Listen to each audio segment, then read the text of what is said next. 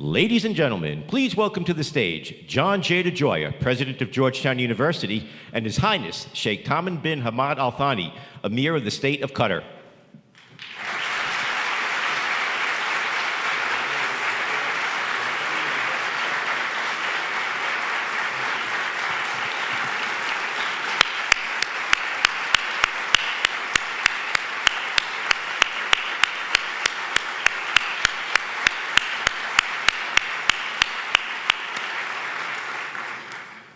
Well, good morning, and thank you all for being here and joining us in Gaston Hall. We are honored by this opportunity to welcome His Highness, the Emir of Qatar, Sheikh Tamim bin Hamad Al Thani, to Georgetown this morning. Your Highness, it's an extraordinary privilege to have you with us today, and I look forward to our conversation in just a few moments. I'd like to take a moment to welcome the many special guests who are here today and speak to the context that brings us together. I wish to welcome His Excellency Ambassador Mohammed Jaham Al-Kuwari, the Ambassador of the State of Qatar to the United States. His Excellency Dr. Khalid Mohammed Al-Attiyah, Minister of Foreign Affairs. His Excellency Ali Sharif Al-Ahmadi, the Minister of Finance. I want to thank you for your presence here this morning. And I wish to offer my gratitude to the Embassy of Qatar and the Qatari delegation for their contributions to today's events. You have our deep appreciation. We come together today in Gaston Hall. Throughout our history, this hall has served as one of the most important places for public discourse and discussion here in Washington. And coming together today with a distinguished world leader, we cannot help but recognize our interconnectedness, our shared interest in the issues at stake in this conversation, our shared investment in understanding and responding to global challenges. We know that our world is more interconnected than ever. We now live at a time when, thanks to unprecedented advances in transportation and communications and information technology, nations are increasingly interdependent, people more interconnected, humanity less divided by narrow domestic walls than ever before in history. This interconnectedness makes gatherings like this that much more important. Being global is fundamentally about connecting, about how we connect, how we engage the opportunities of connecting, and how we navigate the challenges as well. Universities have a special role and contribution to make, such as through the dialogue we convene today and through our partnerships around the world. Earlier this month, I had the privilege to be in Doha with my colleagues from the main campus to celebrate the 10th anniversary of Georgetown's presence in Education City through our School of Foreign Service present there. It is in this context that we are privileged to have with us this morning the Emir of Qatar to speak with our community about issues of importance to Qatar and to our world. One of the youngest heads of state in the world, the Emir began his service after his father, Sheikh Hamad bin Khalifa Al Thani, stepped down. Since becoming Emir in June 2013, he has provided steady leadership in a region often beset by turbulence. In his roles, both as Crown Prince and now Emir, he has been instrumental in raising the international profile of Qatar. He has served in top security and economic posts and has been responsible for promoting Qatar's ties in the region, including with such key nations as Saudi Arabia. In 2009, he was appointed Deputy Commander-in-Chief of Qatar's Armed Forces. He's also played a major role in shaping Qatar's contributions to the world of sport. He's a member of the International Olympic Committee, as well as chairman of the Qatar National Olympic Committee, and was a large part of the successful bid to bring the FIFA World Cup to Qatar in 2022. Just a few days ago, and this is his first visit to Washington since assuming his responsibilities as Emir, he met with President Obama. The meeting emphasized the strong ties, commercial, educational, scientific, technological, shared between our two nations, and the commitment we have to addressing the most urgent issues in the region, from terrorism and conflict to engaging Arab youth. Your Highness, we welcome you to Georgetown. We thank you for being here today. We will now begin a conversation, and then we've been able to secure some questions from some of you who were in line, and I'll try to go through a set of questions that I've prepared and then go through a set of questions that we've been able to secure from all of you. Again, thank you all for being here today, and it's now my privilege to engage in conversation with the Emir.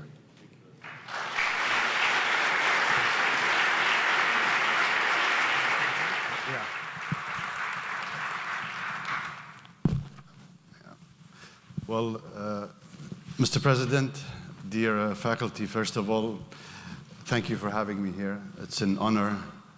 And it all began a few days ago when you were in Doha and we had a meeting and you asked me and you invited me kindly to come to Georgetown.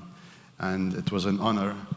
But I didn't realize that I'm going to be facing in front of me students and faculty. So, you know, it's not easy. So I need your help, you know, if there are any questions. But really, it's an honor for me. I'm very happy to be here. Let me just begin by saying, you know, congratulations to all of us that Georgetown has been in Doha now for 10 years. We all know how important this prestigious university being in the region in the Middle East.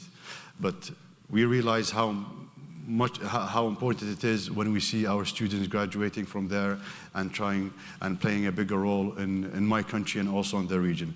I'm sure some of the students here, we're going to see them having high positions either in this country or back in their country. So I think, as you said, Mr. President, I've been Emir now since 2013. Our region isn't stable. We have a lot of problems happening around us. Thanks to God that Qatar and the Gulf region is stable countries. It doesn't mean that we should sit back and be relaxed. We have to do lots of works, lots of reforms, and to try and solve problems around us. I've been in this position 2013. It wasn't, thanks to my father, I had lots of advice, lots of help from him. Still, it was very difficult to be dealing with all those issues. I became Emir just 3 or 4 days before what happened in Egypt, the 30th of June. And I had to deal with the situation, not me only, but I was one of the countries, one of the leaders that had to deal with the situation to try to find solution in Egypt. It was very difficult. Unfortunately, I tried my best. I wasn't successful. There are reasons for that. But, I was supposed to have a speech and talk to you on a speech, but I decided, I'll just let it go easy like that. It's much easier for me, and I think it's easier for you to, if you have any questions. I don't want to take much of your time talking, boring you with what I did. I know that some of you have questions to ask me, but let us, since we are in a university, in a very important university, I think if we can concentrate on the importance and the role of the youth in our region, and it will be very, very important because they were the youth that played the most important role in the Arab Spring. And believe me, some of them, many of them, I was surprised when I met them after the revolution from different parts of the countries that stood up against dictatorship. They are very intelligent, they are very clever, and they have a great vision for the future. So we should try to talk about this and how we can help them in the future. So I don't know if I should say anything, but I will be expecting questions from you. So thank you very much, Mr. President. And say it again, I'm very honored to be sitting in front of you here. Thank you. Thank you so much. Thank you. So we have been able to pull some questions from the audience. Let me get started, though, first with your visit. You've been here 3 days now. Your first visit in your role as Emir. Tell us about your meeting with President Obama. How did the discussion go? How do you see the importance, the significance of the relationship between your country and the United States? Well, it was a nice meeting. He was very easygoing, and which it's a personality that I like, and I get along very, very quickly. I think it was a very good meeting. with all the officials here in DC. It's a very important visit for me, first visit for me in my position. We have a strategic relation with America. People talk a lot about military security, but there's something very important that we should talk about and we should also promote more, is the educational relationship we have with America. We have, of course, Georgetown and 5 other great American universities in Doha, with other institutes as well. But overall, the meetings went very well. We had a lot to discuss. Honestly speaking, we were discussing mainly about the region problem, because the region is in turbulence with all the terrorist movements and dictatorship and some war and the war in Syria and Iraq, and what the situation in Yemen as well. We were discussing mainly about those countries. We spoke briefly about how important the relation is between both countries. But overall, I think the meeting went very well. So President Obama is not the first head of state you've been with in recent days. Shortly before your visit here to the United States, you were in Saudi Arabia to meet with King Salman. Can you give us a sense of how that meeting went and how you would understand the nature of the relationships between your country and the Saudis? It's for us as a small country in the Gulf, Saudi Arabia is the most important country to have a relation with. We had a historic relationship with Saudi Arabia, very strong relationship with Saudi Arabia, and it is still strong and it will always be strong. And I'll make sure that the relation stays strong with Saudi Arabia. We all know that there's a big pressure on Saudi Arabia with what's going on around the region, that Saudi Arabia is a big country, and they can handle this pressure, and it's their role to try to solve problems around the region. And I'm confident that King Salman and the people aiding him as well, especially the second generation aiding him, I'm confident that they will do a good job, and they'll do, at least I know that they'll do their best. But it's up to us as well to help them, for them to stabilize the region. They have a big task ahead of them. It's not going to be easy, and it's not easy to be successful with what's going on. But the meeting went very well, and I'm confident that King Salman will help to stabilize the region. But it's going to be very difficult. Place your country's recent growth and development under your father's leadership, but as I mentioned in my opening remarks, you've played increasingly important roles over the course of the last decade. Take us through what this last decade has been like for your country, and how you understand the nature of your responsibility in the region. Well, first of all, we start off what we did internally, the reforms that we did internally. We concentrated a lot on education. We believe that education is a thing that we should invest in. So that is why we invited 6 of the best American universities in Doha. And also we did lots of reforms in our education system in Qatar. We have a great Qatar university. We improved it a lot. It's been always strong, but we did, we had to improve a lot in it. We had to do, we did a lot of reforms in our country. If you go back 15 years ago, we first started with the election, the municipality election. It was a big thing in our country, and it went well. It's still going. We have also other things to be done as well. One of them is the elected Majlis al-Shura, which is a parliament, and hopefully is going to be very soon. There are just some legal issues and logistic issues to be dealt with, but we are committed to do what's better for our country. My father did a lot for the country. Of course, I'm not my father. Even if I try to be like my father, I cannot be like my father. I should take all the advantages that my father did and try to add in them as well. And as I said, everybody is different. But my father did a great job for his country and for the region, and I am very proud of, and our country is very proud of. One of the challenges of leadership is there are a set of short-term, urgent matters that require your attention, and then there are longer-term, more developmental issues that require care and attention. How would you differentiate right now the most immediate short-term challenges that you must address, and then how do you balance those with the longer-term questions that your country faces? Well, I think for the short term that we should address the security. Security is very important. We have economical challenges, we have many challenges, but I think the security due to what's going on around our region. We say we're stable, yes, we are a stable country, but what happens in Yemen and Egypt and Syria and Iraq, it affects us way or another. And the longer it takes, the more effect that we're going to be affected by. There's something very interesting that we are working on very, very hard, and we know that it's going to be a great challenge, is depending on the oil for our income. This has been a challenge. If we go back just 100 years ago, more or less 100 years ago, our country and the country around us were depending on selling the pearl. But after the pearl farming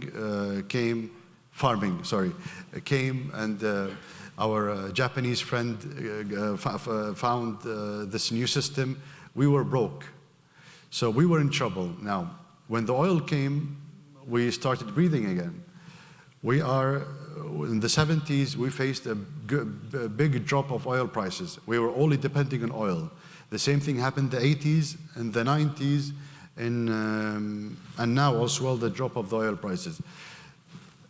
Yes, we are a rich country, but we have to see what we did to be in this level. In mid-90s, when my father first took over, the oil price was so low, how much was it? $8. And, we were in trouble finding money to pay salaries. People don't think that, we are, a rich country. No, we had our difficult moments. But the way how to challenge them now is how to have other resources than the oil price. We know that one day that we will not be depending on oil and gas. When? I hope it's going to be long, but I don't know when it's going to be. But we have to be depending on other things. And one of the main things that we're doing is we're investing. We're having a lot of investment, and to make sure that things go all right. As I said, the main investment we did was in education. And this is the challenge, and these are the youth that in the future will be running the country and will make sure that our economy stays stable. When you arrived earlier in the week, you had an op-ed in the New York Times, and in that you described the root cause of terrorism to be hopelessness among the youth. How do you see empowering youth in the region? Right now we estimate there are probably 100 million young people between the ages of roughly 15 and 29 in the Arab world. How do we empower youth? How do you see yourself and your nation being a part of the solution to this? President, when I talk about things, I like giving examples, to make things easier for everybody to understand. When we go back a few years ago, when the Arab Spring started, if you think of it and go back 4 years, you didn't hear any terrorist attacks, any terrorist movements. Everything was quiet. All those youth, they had, they saw their future. They had ambitions. They thought that they're going to have a better future when they did when they started this Arab Spring. Now, the problem that we're facing now is the counter-revolution.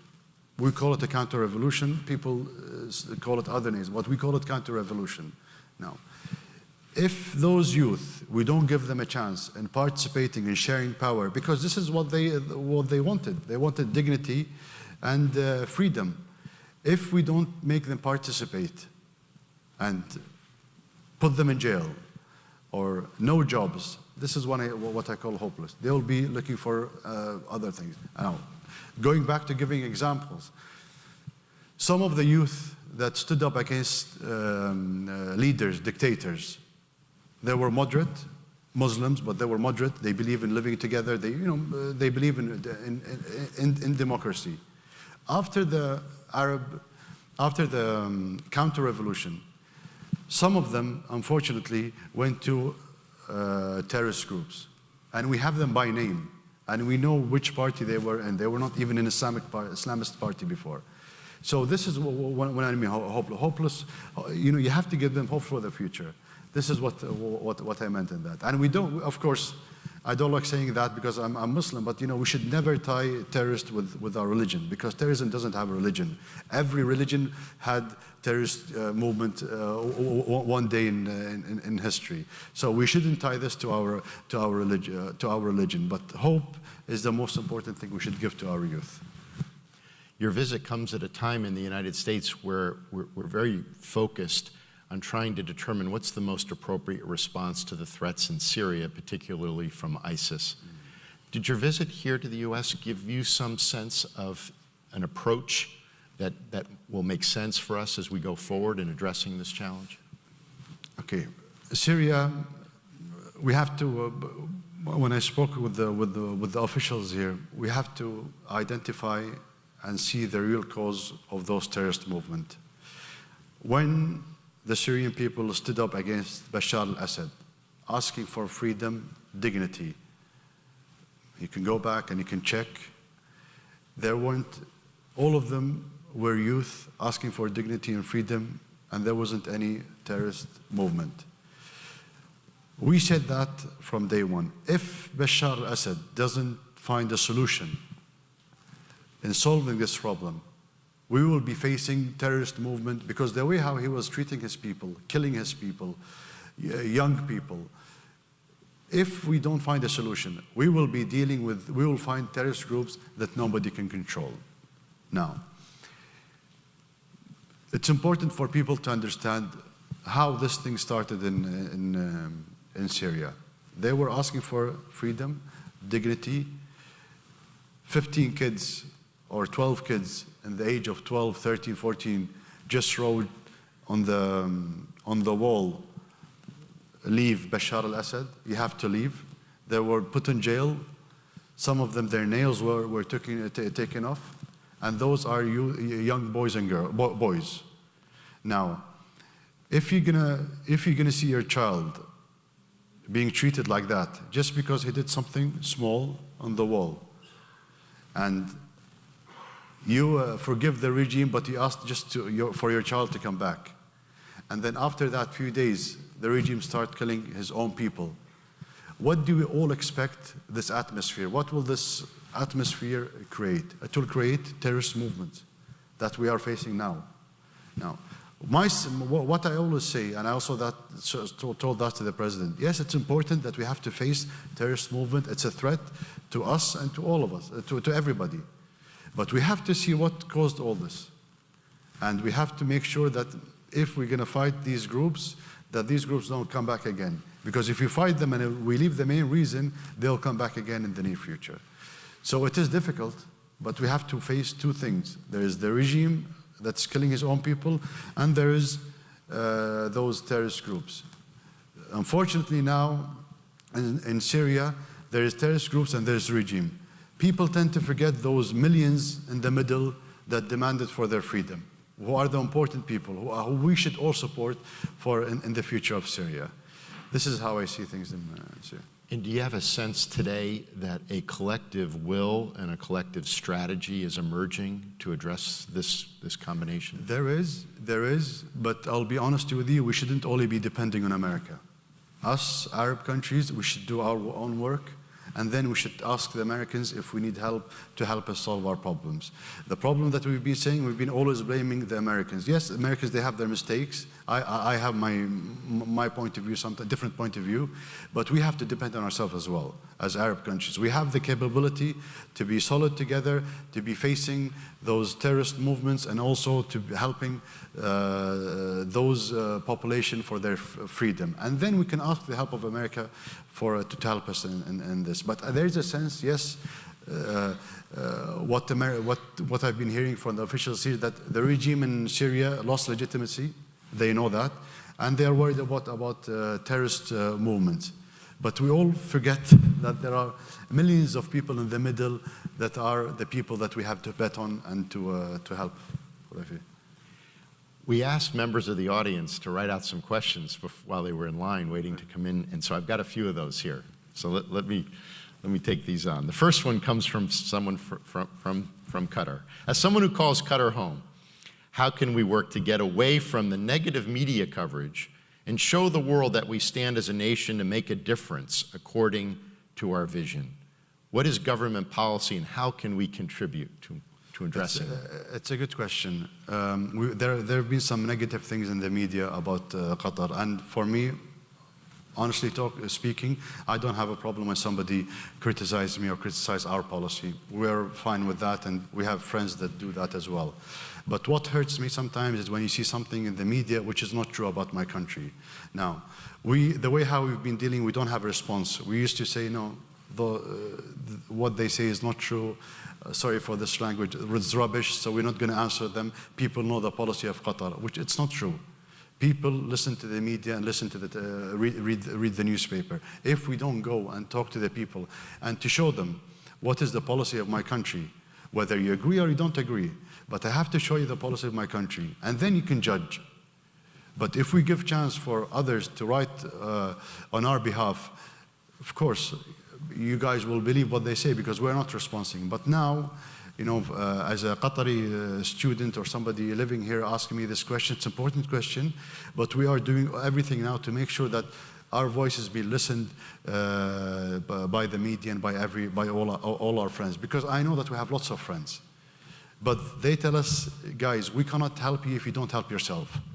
So this is what we're doing now. That's why I'm here. That's why I have to visit friends in Washington. That's why I'm meeting with media people. That's why I'm honored to be meeting faculty and students here to talk about our policy. At the end, we'll disagree and we'll agree. But I want you to know from me and from our people what exactly that we're doing. Some things said in the media, negative. And as I said, I don't have any problem with it, but you have to listen to our voice, and then you can judge by yourself what people say about Qatar. So the World Cup in 2022, shameless plug for Georgetown. We have two of the great soccer programs. Our men and women's soccer programs are among the best in the United States, but that's not relevant to my question. So there's some controversy, but it also has great significance, I think, as you move forward in presenting your country to the world. First, tell us what the World Cup means for your country, and second, how do you defend your country against allegations of cheating to get the World Cup? Well, there's been lots of talks about the World Cup, about the World Cup happening in Qatar. Even former World Cups, why did it go to this country, didn't go to the other country? You know how important soccer is and sports is. We are very proud that we're going to be hosting the World Cup in 2022. I think the main reason that we were successful in hosting this World Cup is because, and we believe in that, is that this World Cup is for all the Arabs, not for Qatar. If it was for Qatar, we will not be successful. We said that this whole World Cup is for all the Arabs, and that's why we're successful. It's a big challenge. And those allegations, as I said, you know, I'm not going to just go and any person says anything about Qatar, I'm going to answer. There's a FIFA, and they had people investigating and everything. They investigated with everybody, all the officials that we have in Qatar, and they found out that there was nothing about Qatar. Now, it's bad to say that the race was between Qatar and America to host the World Cup 2022.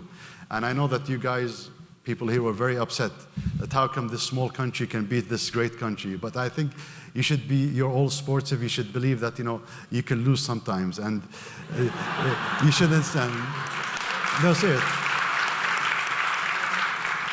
And there's something, I don't know if it's polite to say or something, after winning the World Cup, when I was waiting to host, to welcome the delegation, I was in the airport. So one guy came to me and asked me, he said, President Obama said that the World Cup shouldn't go to Qatar, it should go to America. I don't know if he said it or not. My answer was, what was my answer? Yeah, God forgive him for saying that. That was my answer. But I think, you know, this World Cup is very important for our nation, and you guys should support it, because you don't know how important that this World Cup brought all the Arab together. If you see children from Libya, from Egypt, from all around the Arab world crying because we won the World Cup. And the same thing as a Qatari will do if any other nation will win the World Cup. So it's very important for us. And the plans are proceeding? Yes, everything is going well. Everything is going well. Great. So here's the third question from our audience. Given the recent spat with the Gulf Cooperation Council and the conflict with Egypt, Qatar has come under fire for alleged intervention in the affairs of other Arab countries. With these events, what do you see as Qatar's role in the GCC and the Arab world as a whole? Qatar plays a big role in the GCC like other GCC countries. This question has been asked to me many times. We had different views on Egypt. We all agree that Egypt is an important country. Egypt should be stable, and it's not up to me or up to the Americans or up to the GCC who chooses who runs Egypt. The people of Egypt are responsible of choosing their president. Now, there is a government there. We have differences with them, but we all agree that this government has to be stable. Now, instead of asking help from outside, I always say that this government should help itself before. Then we can help the Egyptians. But my policy is to make sure if there's anything that I can help to stabilize situation in Egypt, I will do so. We had differences between Qatar and some GCC countries concerning our approach to Egypt. We don't interfere in Egypt. We never interfered in Egypt. But what we did is when a government was elected, we stood by the government. And what happened in 30th of June, we believe it was wrong, and it could have done in another way. They could have done another election, but the way how it happened was wrong. Now, this is the past. Now, we should look in the future now. What will this government do? At the end, we are there. If there's any help that we can do, we will be happy to help. And no, it's our duty to help, actually. So we know we're your last stop in Washington before heading on to your next leg of your U.S. tour. So this will be our last question for this morning. First, thank you for supporting the Arab Language and Olive program at Washington Latin Public Charter School. What is your vision for education and intercultural exchange in Qatar? What is the role of Arab language instruction? What would you like U.S. students to learn about Qatar and Qatari culture? Well, first of all, anything that will support Arab language, I'm always the first one to be supportive. So we will always be happy to support this great language. What do I want people to learn about my culture? Well, my culture is among a culture of the Arab Peninsula. It's a great culture, and by learning the language, you will understand the culture more. Talking about Arabic, Mr. President, something very important that I personally worked on with my staff in Doha. We had some classes in schools and universities that were taught in English. And I said that we have a great language, and it's a very important language. There are good examples around the world that they teach everything in their language. So why don't we do it in Arabic? There was a big debate, but we're successful now. All the language, all the classes are taught in Arabic. So this is how I look into my Arabic language. It's very important, and we hope if there's anything that we can add and help for people, American people, to learn this language, we'll be happy to do so. Thank you. So that was our last question. I want to thank you for your presence here today and wish you the very best for the rest of your trip here in the United States. I want to express my gratitude to all here in the audience for being a part of our conversation today, and I'm grateful for your presence. I'd ask that our delegation, our special guests from Qatar, leave as we exit the stage. And again, I want to thank you for being here, and I wish you the very best. Thank you very much. Thanks a lot, President. Thank you very much.